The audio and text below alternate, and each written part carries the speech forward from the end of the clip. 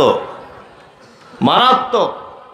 এখন কোন চিকিৎসাটা করি সেটাই ভাবছি।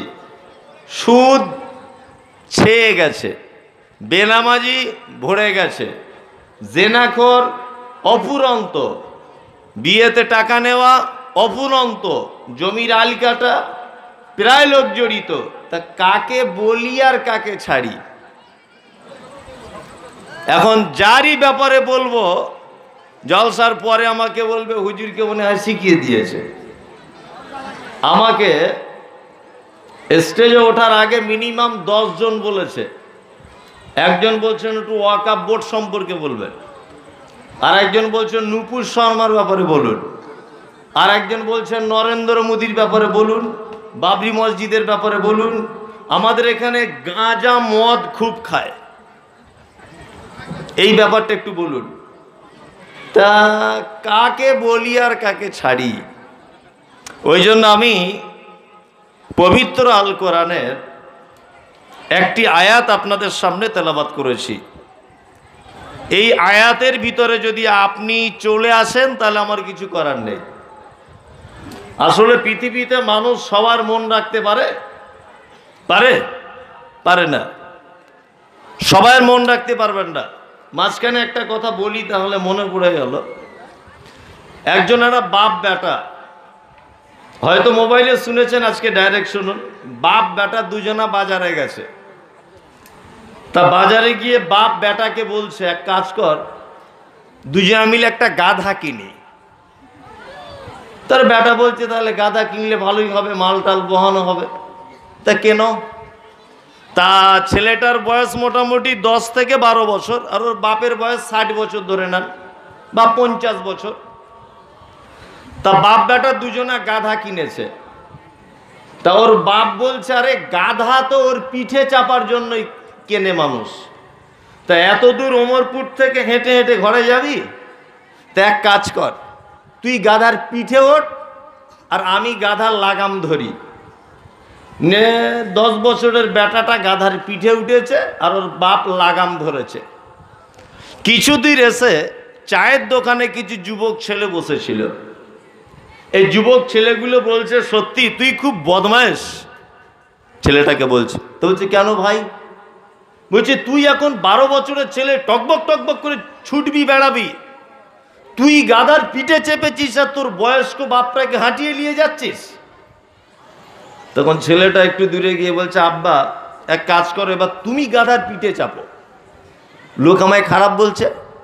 ওর বাপ গাধার পিঠে চেপেছে, বেটা দড়ি ধরেছে, একটু আগিয়ে আগিয়ে যাচ্ছে।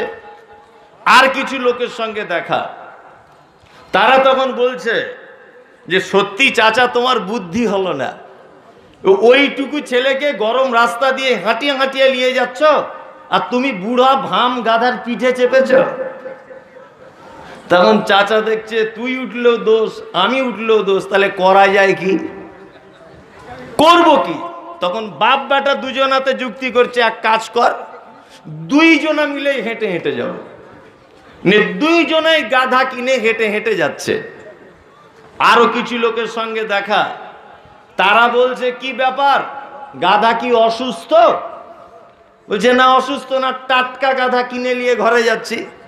তা বলছে গাধা তো গাধা, তোদের বাপ বেটার মতো গাধা জীবনে দেখিনি।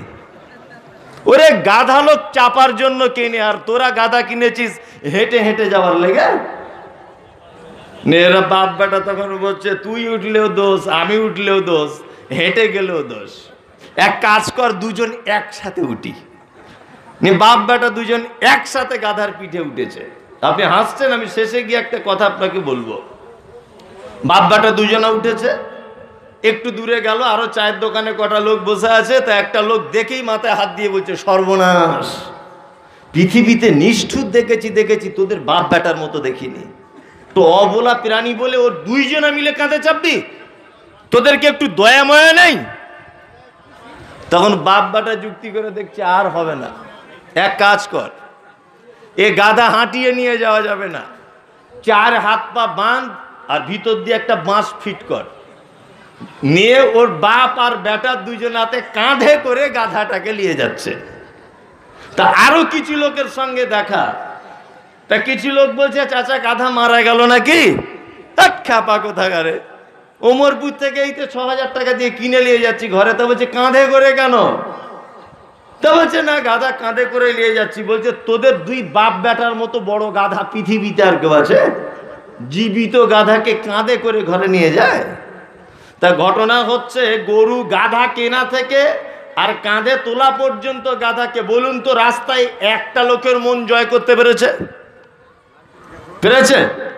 সবাইয়ের অভিযোগ আমি বক্তব্য দিয়ে নেমে গেলেই কাল সকালবেলাতেই চায়ের দোকানে আলোচনা হবে, ধট কোথা থেকে আজে বাজে বক্তা এনেছে মোশাররফ, কিছুই বুঝে না, ওটা বলবে।